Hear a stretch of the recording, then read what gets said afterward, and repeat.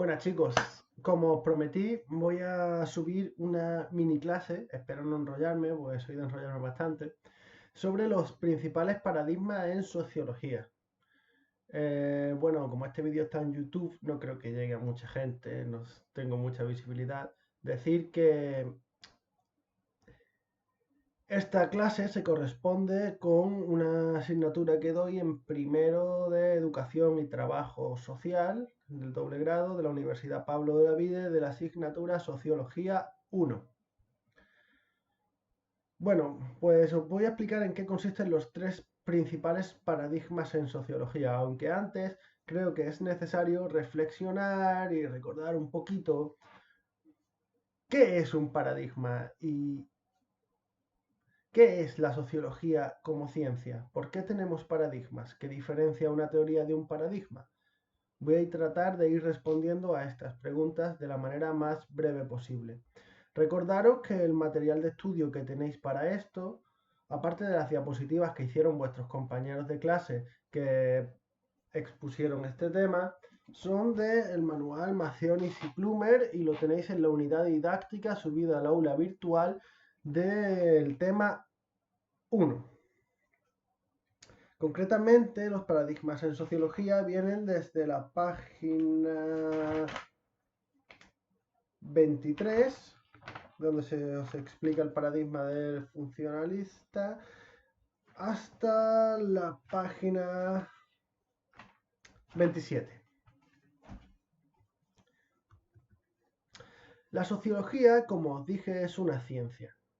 Y como toda ciencia, lo que pretende es, a partir de los hechos empíricos, es decir, a través de la realidad observable, extraer unos datos, analizarlos y a partir de esos análisis elaborar una teoría. A partir de unos métodos, unas herramientas, nos acercamos a la realidad, extraemos unos datos de esa realidad, los analizamos y de los resultados vamos construyendo poquito a poco teoría social. Por ejemplo, tenemos el trabajo pionero del que ya hablamos en clase de Emile Durkheim, el suicidio, un trabajo muy clásico del cual hablaré mucho, he hablado mucho y se habla mucho en las clases introductorias de sociología. Durkheim, ¿qué es lo que hace? Pues lo que hace es precisamente eso, tratar de hacer ciencia social. Se acerca a la realidad, dice, quiero estudiar el suicidio y qué componentes sociales hay detrás del suicidio. Para ello, pues acude a la realidad. ¿A qué realidad acude? A las estadísticas de muertes por suicidio. Ahora no recuerdo exactamente la obra, hace muchos años que la leí, ¿vale? Pongamos que acude a las estadísticas de muerte por suicidio, recoge esos datos y los analiza mediante una serie de técnicas y llega a una conclusión. Los que se suicidan son aquellos que presentan un menor grado de integración social. Pertenecer a categorías sociales con una menor integración social, si recordamos, Durkheim decía que eran los hombres, los protestantes, los solteros, entre otros. Pues pertenecer a esas categorías hace que la gente se suicide más, ¿de acuerdo? Creo que más o menos necesitaba refrescar esta idea, ¿vale? Pues bien, Durkheim lo que hace es elaborar una teoría. ¿Y qué es una teoría? ¿Y qué diferencia una teoría de un paradigma?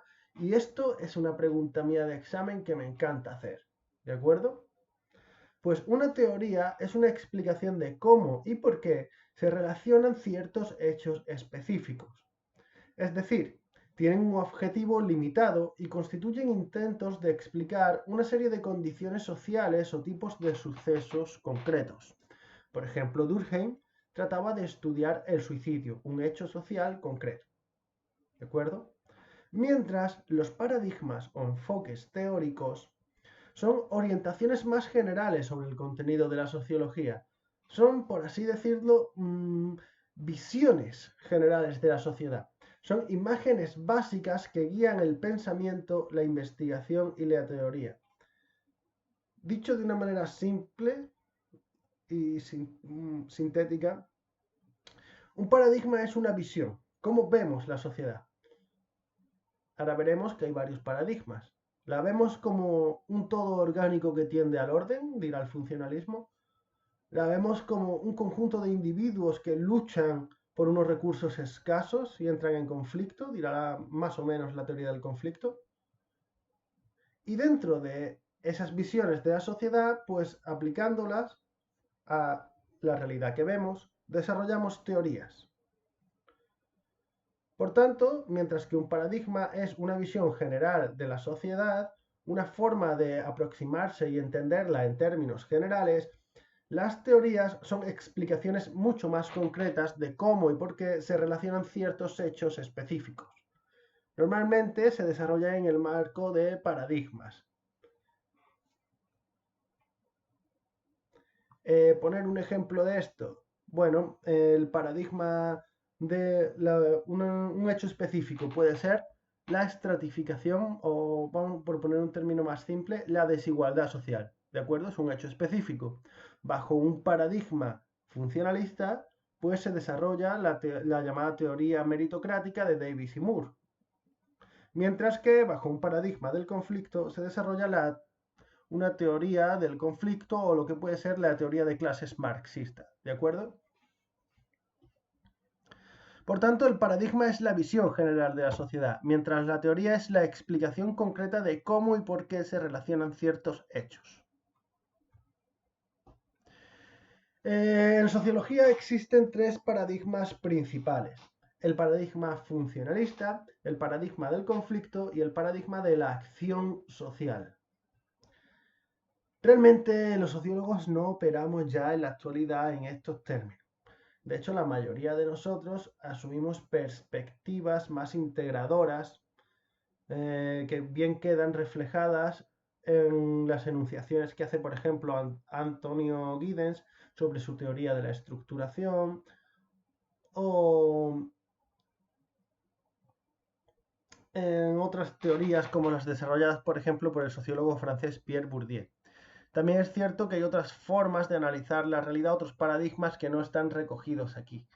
Pero de manera muy simple, siempre en primero se os enseña estos tres porque constituyeron la base del desarrollo, o por lo menos del primer desarrollo, el desarrollo más primigenio de la sociología, ¿de acuerdo? Aunque en la actualidad no se utilizan estos paradigmas, al menos no en el sentido tan simple que se os explica en el manual.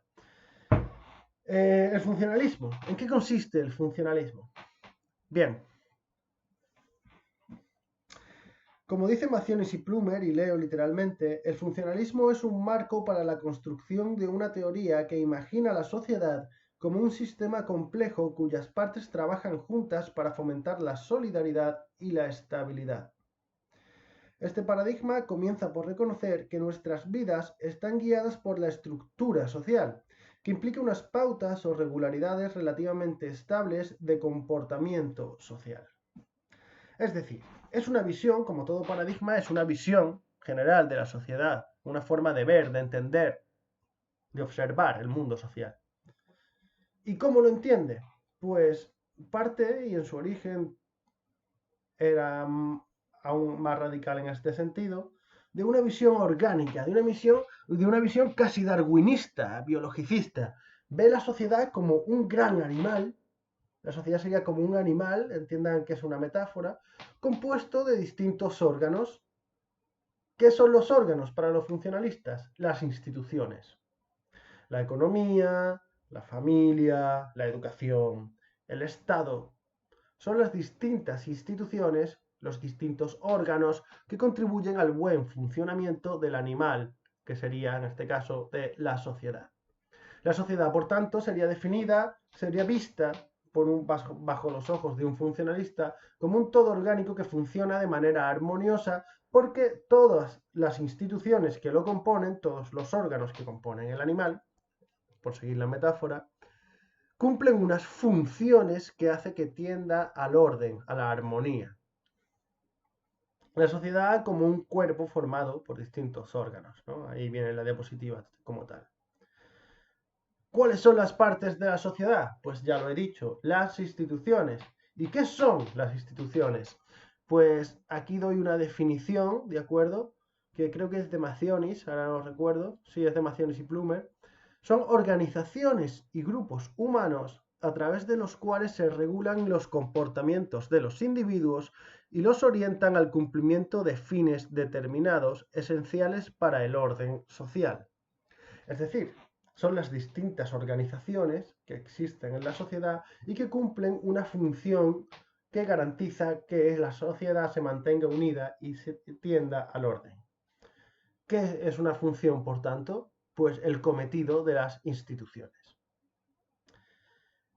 Entre los autores funcionalistas, el funcionalismo nace inicialmente de las aportaciones de Augusto Comte, quizás mal llamado padre de la sociología,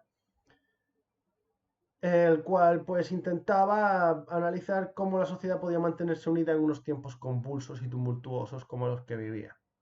Después sigue el señor Herbert Spencer, el cual tenía una visión darwinista social, según la cual las instituciones sociales que existían porque tenían unas funciones, de manera que si no cumpliesen esas funciones simplemente se extinguirían, desaparecerían y se mantendrían las instituciones que fueran útiles, la supervivencia de lo útil, similar a la supervivencia de los más aptos. Después, bastante ya más tarde, vienen las aportaciones de Durkheim. Si recordáis, Durkheim lo vimos en el tema 3.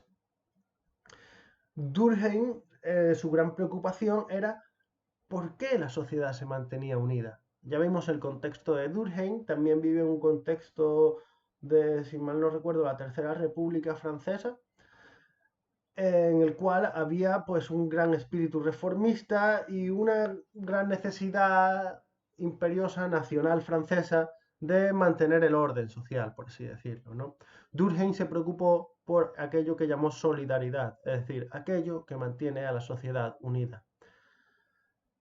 Años más tarde, Talcott Parsons intentó hacer un análisis muy sistemático que sistematizó con un lenguaje bastante arduo e inaccesible para muchos en su obra El sistema social. En ella trata de identificar, por decirlo de una manera muy simple, podrían escribirse tesis enteras sobre Parsons, y se han escrito de hecho, trata de sintetizar pues las distintas necesidades sociales que existen y cómo existen distintas instituciones que cumplen esas funciones. Como veis, todos los autores funcionalistas o que operaron bajo el paradigma funcionalista siempre están obsesionados con identificar cuáles son las instituciones que existen y cómo éstas contribuyen a la armonía, al orden social, a la cohesión social. Aquí os pongo una serie de ejemplos, ¿de acuerdo? Digo que para los funcionalistas, la sociología consiste precisamente en identificar el conjunto de tareas básicas, funciones, que debe realizar cualquier sociedad para mantenerse en equilibrio y sobrevivir. ¿Cuáles son esas funciones? Pues ahí pongo algunas, ¿no? Y todas esas funciones son cumplidas por unas instituciones las cuales contribuyen al orden social. Por ejemplo, la sociedad tiene una necesidad de reproducirse, de que sus individuos se reproduzcan. Lógicamente, si no hay individuos reproduciéndose, no hay sociedad en el futuro. Reproducirse biológicamente y también de reproducirse socialmente, es decir, de socializar, de educar a la prole. Estas funciones las cumplen instituciones como la familia o el sistema educativo. También hay una necesidad de satisfacer necesidades humanas, de producir, distribuir, consumir y organizar la producción, la economía. En este caso, en nuestras sociedades tenemos instituciones como el mercado, que se encarga de la distribución, de acuerdo, de bienes y servicios. Estoy siendo muy simplista, pero vale. Y la empresa, que se encarga de la producción. En términos políticos, es necesario articular un sistema de poder, articular un sistema de toma de decisiones que organice el resto de instituciones sociales, que articule el territorio y que castigue los delitos. Para ello existen instituciones como el Estado, el Ejército o el sistema judicial penal. Y también es necesaria una serie de instituciones de carácter cultural que mantengan unos valores compartidos, una unidad moral, por la cual ya vimos como Durkheim estaba muy preocupado, ese consenso moral, según el cual pues tengamos un sistema de creencias compartido y que nos ayude a mantenernos juntos, creer en las mismas cosas o en cosas similares. Por ejemplo, este papel lo cumple la Iglesia y en la actualidad especialmente los medios de comunicación. Sin embargo, el paradigma funcionalista no se queda en esta noción tan simplista, ¿vale? La sociología consiste exclusivamente en identificar instituciones y ver qué funciones cumplen para garantizar el orden y la estabilidad social. Hay autores que podemos decir que operaron bajo el paradigma funcionalista. Para un alumno de primero esta afirmación vale, un profesor de sociología puede golpearme por ella, como por ejemplo el profesor Robert K. Merton. El profesor Merton profundizó en el papel y entendimiento de las funciones sociales con 3 aportaciones fundamentales. Merton básicamente lo que viene a hacer es a discutir el papel de la función social. Hasta entonces, por así decirlo, el funcionalismo, o los sociólogos que operaban bajo el paradigma funcionalista, habían entendido que la sociedad, habían entendido que las instituciones cumplen una serie de funciones que garantizan el orden social. Merton dice, ¿para todo el mundo existen esas funciones? ¿Los cometidos que cumplen las instituciones son siempre funcionales?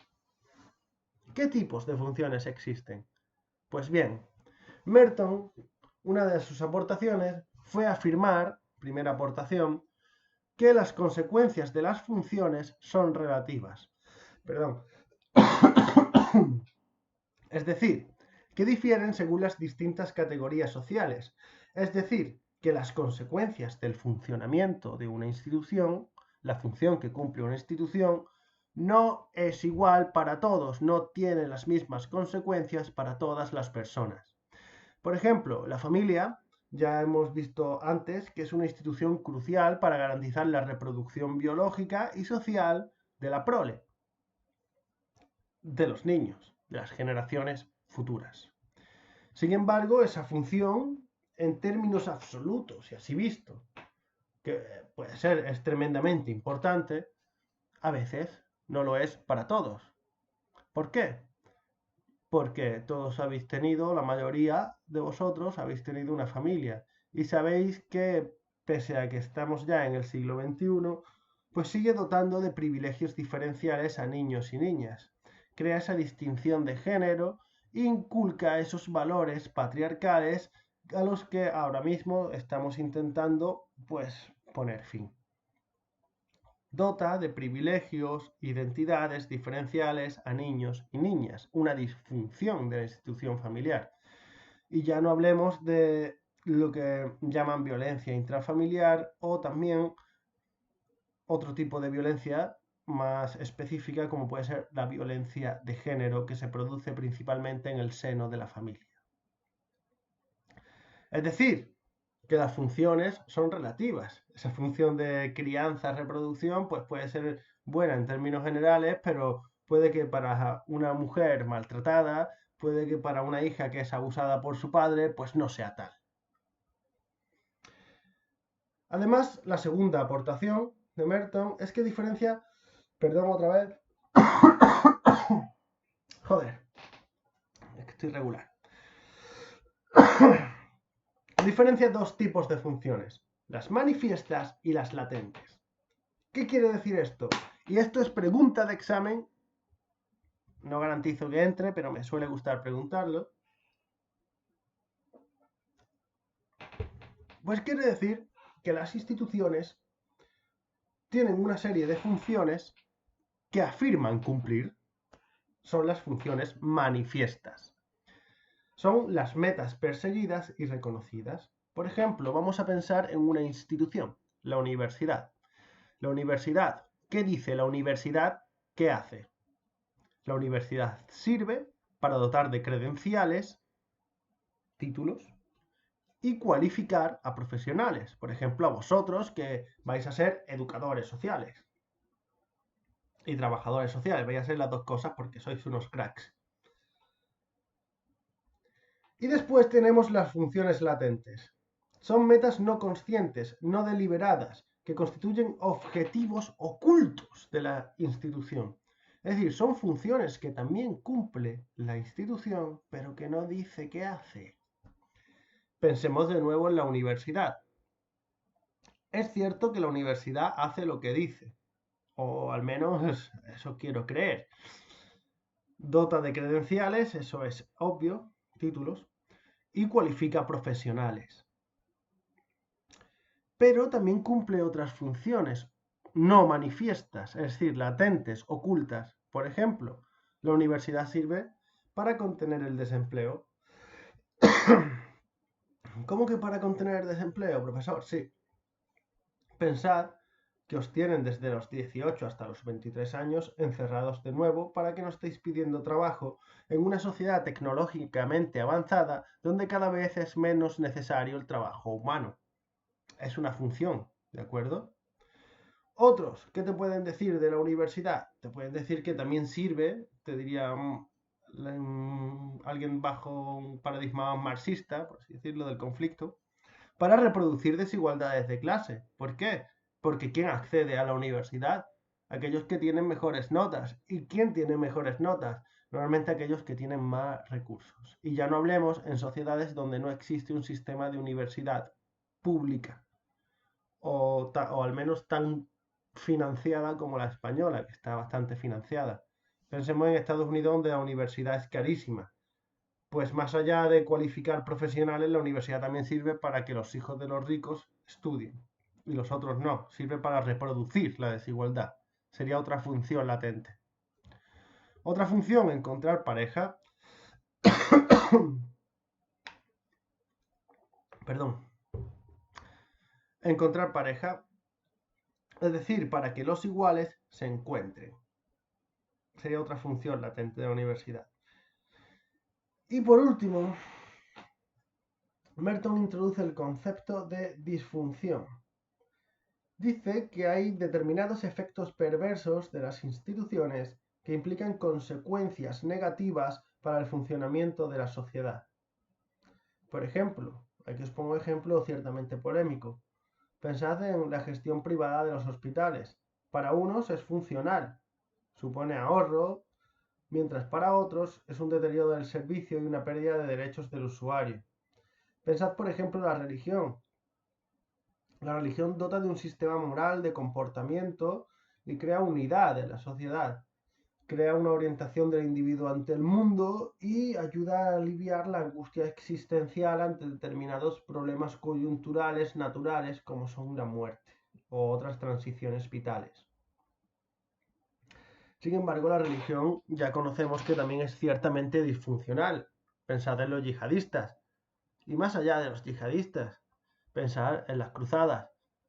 Pensad en el carácter religioso de la extrema derecha española. La religión puede ser ciertamente disfuncional.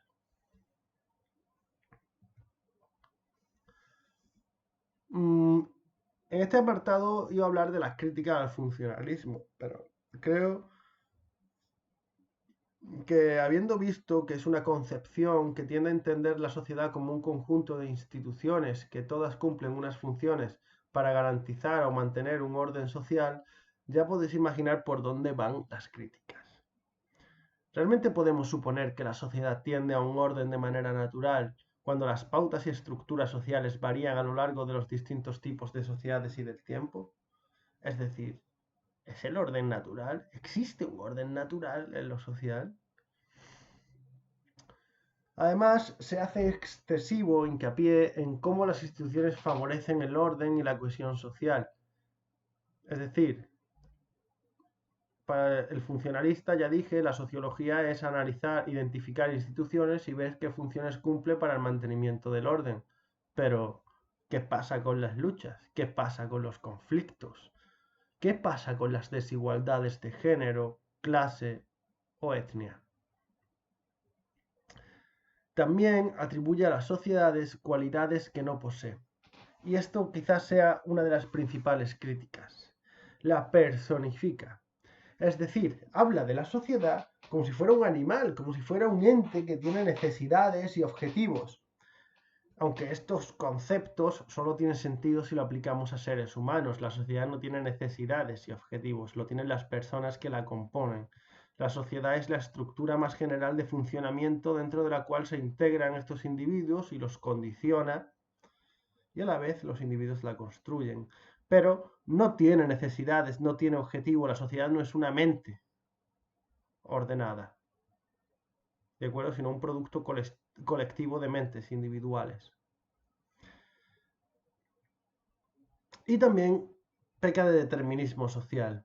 El individuo es entendido como un mero agente en manos de fuerzas superiores. Bien, el siguiente paradigma, el segundo que vamos a ver, es el paradigma del conflicto social.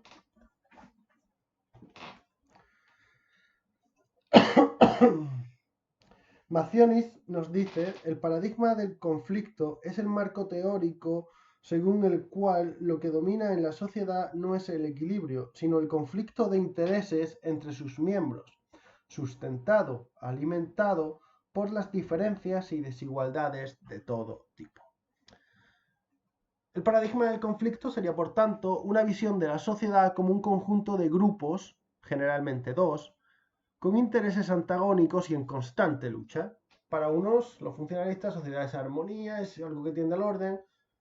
Para los conflictivistas, la sociedad son grupos en conflictos y es el producto de la victoria temporal de un grupo sobre otro. Por ejemplo, Karl Marx,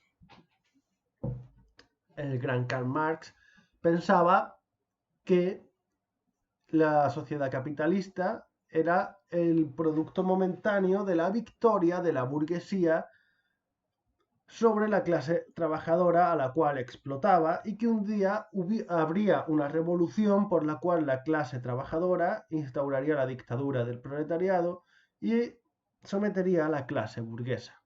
Entiende la sociedad como un conjunto de grupos con intereses antagónicos y en constante lucha. Un grupo domina a otro a través de una serie de relaciones de explotación y dominación, y dada una distribución desigual de recursos materiales y o simbólicos. Es decir, la sociedad es un conjunto de grupos en lucha, uno se impone a otro y establece un orden social que le beneficia. ¿De acuerdo? Simple, ¿no?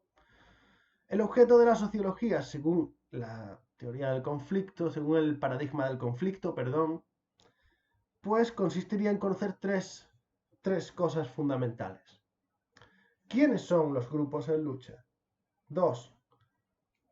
¿Cuál es la desigualdad entre los grupos y cuál es el origen de esta desigualdad? Y 3. ¿Cuál es el mecanismo por el cual se perpetúa la desigualdad? Aquí os pongo dos ejemplos de dos visiones, teorías generales, que pueden ser bien entendidas como teorías del conflicto. Tenemos, por ejemplo, el marxismo político. Identifica unos grupos en lucha. Lo primero que tiene que hacer la sociología es identificar los grupos. La burguesía y el proletariado. Ya hablamos sobre esto en clase. Las compañeras hicieron una exposición bastante buena. ¿Cuál es la base de la desigualdad? La propiedad de los medios de producción. Los burgueses poseen las empresas y las fábricas y los proletarios no poseemos más que nuestras manos. Me etiqueto aquí por la cara como proletario, ¿vale? Para producir. ¿Esto qué hace? Pues que los proletarios se vean obligados a trabajar para los burgueses. Existe un mecanismo de perpetuación de la desigualdad, que es la plusvalía. No voy a entrar en el concepto de plusvalía, lo expliqué en clase, buscadlo, ¿de acuerdo? Por no extenderme demasiado.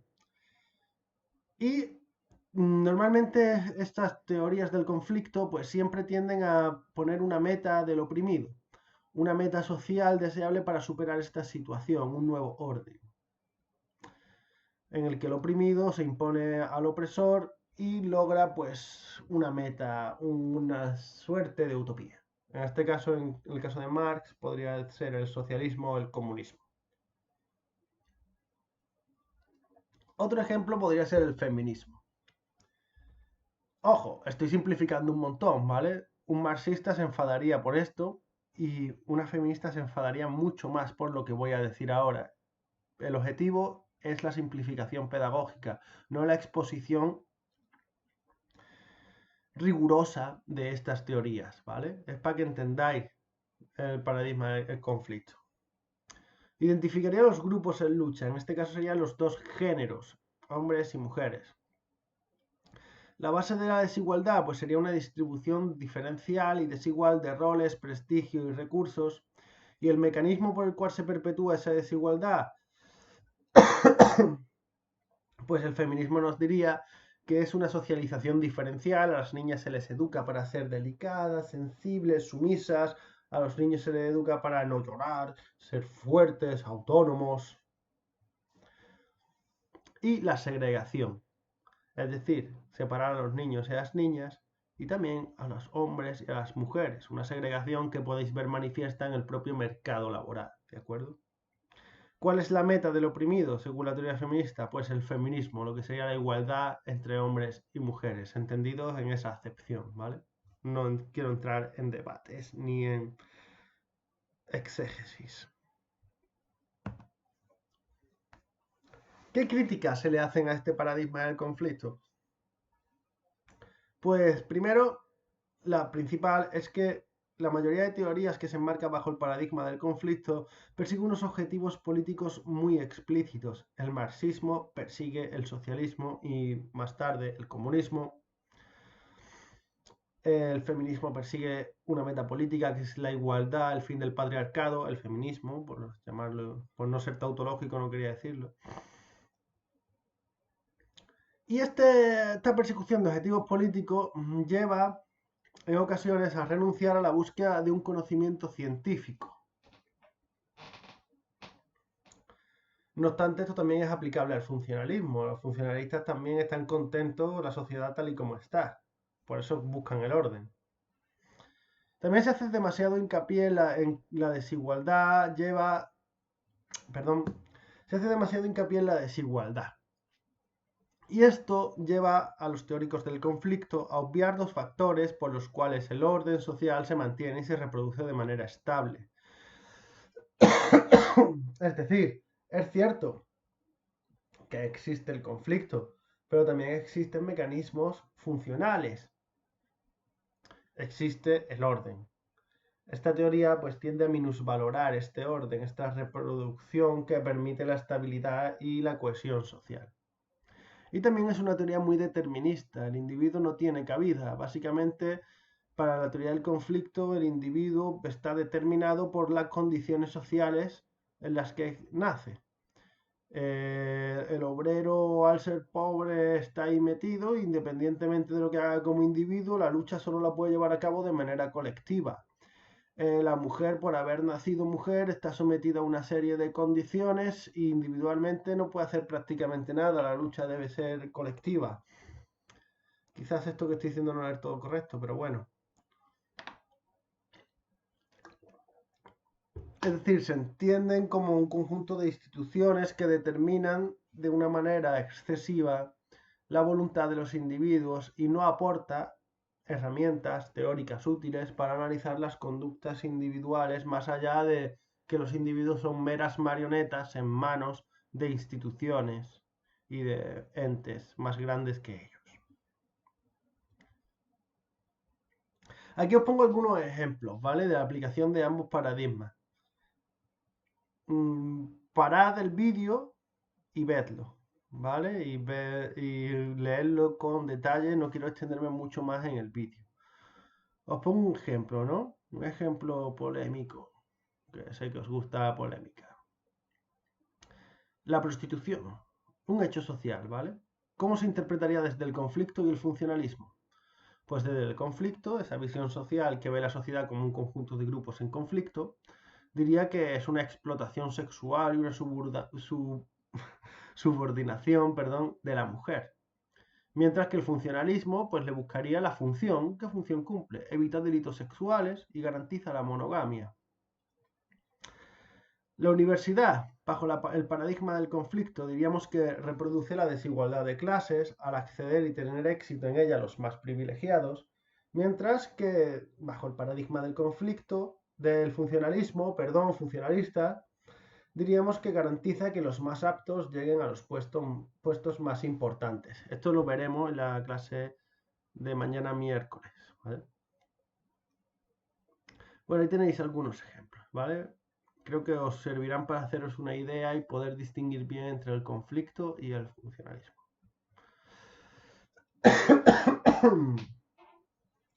Y por último tenemos el paradigma de la acción social.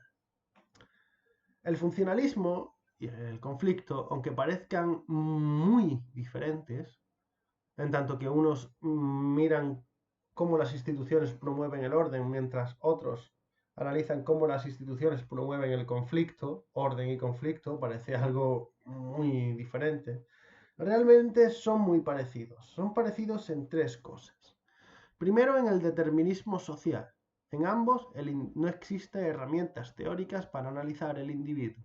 El individuo es entendido como una marioneta cuyas acciones y condiciones vitales están determinadas por instituciones superiores a él. Los dos son además constituyen una visión macrosociológica, macro de la sociedad. Es decir, ve la sociedad como un conjunto de agregados. No hay individuos, hay instituciones. Macionis pone un símil que siempre me gusta mucho recordar. Dice que la visión macro sería, pues, por ejemplo, si vemos la ciudad, estamos paseando por la ciudad, pero vamos en helicóptero. Vemos edificios, vemos grandes calles conurbarse, vemos pueblos que se conurban, vemos puentes, pero no vemos individuos, es decir, vemos el agregado. En el caso del símil sociológico aplicado a la sociedad, veríamos instituciones. Esto es lo que hace el conflicto y el funcionalismo, ¿de acuerdo? Mientras que la teoría que vamos a ver ahora, el paradigma de la acción social, se centra en el individuo. Ve individuos, también ve instituciones, pero se centra en el individuo. Y también el tercer problema que presentan los paradigmas anteriores es que tienen un sesgo político muy gordo. Los dos. Primero porque asumen ideas preconcebidas de la sociedad, pero sobre todo porque unos están contentos con la sociedad como está, mientras que otros quieren cambiarla radicalmente. Y esto contamina la producción científica que podamos hacer, que puedan hacer. Si creemos que todo tiende al orden es porque realmente queremos perpetuar ese orden. Y si creemos que todo tiende al conflicto es porque realmente queremos cambiar la sociedad. Esta contaminación valorativa puede llevar a que se deje de hacer ciencia en un punto determinado y empecemos a producir mera ideología, mera verborrea, mera propaganda. La orientación micro, en la que se basa el paradigma de la acción social, toma como punto de partida a las personas en concreto, cómo se orientan y cómo lo hacen sobre la base de significados. Estudia la sociedad desde una perspectiva de la orientación en situaciones específicas. No quiero rayar mucho sobre esto, pero lo voy a explicar a mi manera, como me dé la gana y tratando de ser lo más simple posible y rápido. Aunque que yo diga eso, ya sabéis que no es verdad nunca. El gran Max Weber. Esto lo expliqué en clase, ¿vale? Lo vuelvo a explicar de manera rápida. Para el señor Weber, el gran Max Weber, el verdadero padre de la sociología, a mi parecer, la sociedad, y para también todos los que trabajamos bajo el paradigma de la acción social, que realmente es el más utilizado de la sociología actual, la sociedad es la consecuencia de las acciones de los individuos. La sociedad no es más que una construcción colectiva. Los individuos actuamos y con nuestras acciones construimos las organizaciones, construimos el Estado, construimos la economía, construimos la educación. Sin nuestras acciones nada de esto existiría. La sociedad es una gran construcción colectiva. No obstante, cuando esta construcción colectiva toma forma, se independiza relativamente de nosotros y nos condiciona, que no nos determina, pero sí nos condiciona. ¿De acuerdo? De esta manera, pues, que nos condicione, ¿qué quiere decir? Pues que condiciona nuestras acciones. Se instauran unas normas, unos valores que hacen que nuestras acciones sean más o menos predecibles. Así, aunque la sociedad sea una construcción colectiva a partir de las acciones individuales, el agregado de estas acciones hace que se construyan organizaciones, grupos, instituciones que tomen relativa independencia respecto a los individuos que la componen y acaben condicionando sus acciones. Es como una suerte de relación dialéctica entre individuo y sociedad. El individuo produce la sociedad por sus acciones, pero la sociedad condiciona al individuo. El paradigma de la acción suele centrarse especialmente en el individuo, ¿de acuerdo? Aunque también tiene en cuenta las condiciones estructurales, se centra sobre todo en cómo es esa construcción social de la realidad a partir de las acciones. Ya recomendé bibliografía en clase sobre esto, ¿vale? Si queréis leer Berger y Luckmann, La construcción social de la realidad, creo que es asequible para vosotros. Se centra en esto, ¿de acuerdo? El paradigma de la acción, en cómo el individuo a través de la acción construye la realidad social, pero también cómo esta realidad social condiciona su acción individual. Este es el enfoque que, por ejemplo, parte mi grupo de investigación. Yo, ya sabéis, algunos me dedico a la sociología urbana. ¿Y cómo estudiamos la ciudad? Podría ser un estructuralista y pensar, analizar simplemente grandes cambios, cómo se transforma un barrio, cómo se transforma una ciudad, quién viene, quién va, cómo varía la población, cosa que también hay que hacer y que es importante. Pero nosotros nos centramos en analizar aquello que creemos que construye realmente la ciudad.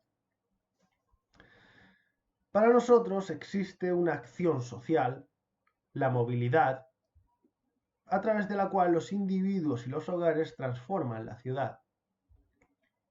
Es decir, ¿qué es la ciudad?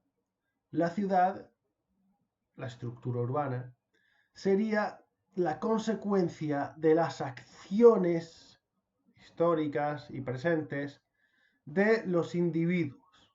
¿Y cuál es la acción principal? La movilidad. Mudarse de un sitio a otro o simplemente moverse en la ciudad. El conjunto de movilidades que se produce en la ciudad constituyen la ciudad misma. La ciudad se hace conforme los individuos se mueven en ella. Los individuos producen la ciudad a través de su movilidad. Al mudarse a un barrio, al mudarnos a un barrio estamos cambiándolo. O lo estamos reproduciendo. Por ejemplo, yo soy muy rico, me voy a un barrio más pobre, quizás esté iniciando un proceso de gentrificación, de mejora no, de cambio de estatus social del barrio. ¿De acuerdo? O si soy más pobre y me voy a un barrio que antes era más rico, quizás esté también transformando ese barrio de otra manera, ¿de acuerdo? Sí es cierto que la estructura urbana, lo que es la ciudad, al igual que la sociedad, pues está construida por acciones presentes y también pasadas. Entonces, lógicamente, constriñe a la acción individual. ¿Dónde nos podemos mudar? Pues dependerá de los precios del suelo, tipo de vivienda, de una serie de consecuencias de acciones pasadas materializadas en el espacio urbano. Con este ejemplo que os quería, pues que entendáis el paradigma de la acción. A diferencia del conflicto y el funcionalismo que entienden la realidad social, la sociedad, como un conjunto de instituciones, como un agregado, una perspectiva macrosociológica, la perspectiva de la acción se centra en el individuo y cómo éste, a través de sus acciones, construye la realidad, aunque estas acciones también estén ciertamente condicionadas. Pero se centra en eso, ¿no? En entender la acción. Igual mi grupo de investigación pues, se centra en entender la acción En este caso, la movilidad, que creemos que es la acción que transforma y produce la ciudad, aunque está condicionada también por esa ciudad. Bueno, con esto termino. Espero que os haya sido de utilidad. Ahora me veré todo lo que me he enrollado cuando vea el tiempo y nada. Muchas gracias si habéis visto esta clase y espero que os sirva.